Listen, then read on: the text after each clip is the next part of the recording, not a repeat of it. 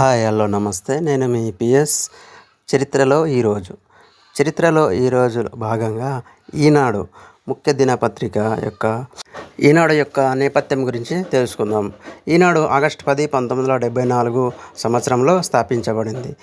నేటికి 50 సంవత్సరాలు, అనగా ఆగస్టు 10కి 50 సంవత్సరాలు పూర్తి చేసుకొని ఈ పత్రిక ఎంతో ప్రాముఖ్యతను సంతరించుకుంది.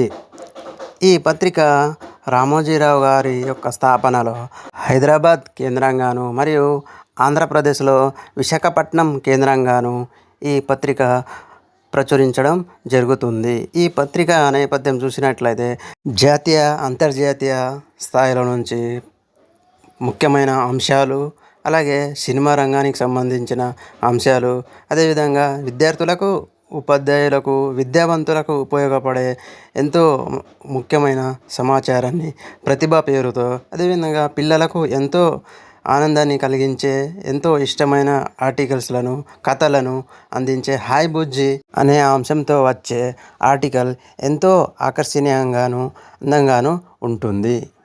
రామోజీరావు గారి స్థాపనలో భాగంగా తెలంగాణ సంపాదకులు డిఎన్ ప్రసాద్, అలాగే ఆంధ్రప్రదేశ్ సంపాదకులు ఎన్ నాగేశ్వరరావు ఉన్నారు. ఆగస్టు 10 అనగా నేటికి ఈనాడు పత్రిక అర్ధ శతాబ్దాన్ని పూర్తి చేసినందుకు శుభాకాంక్షలు.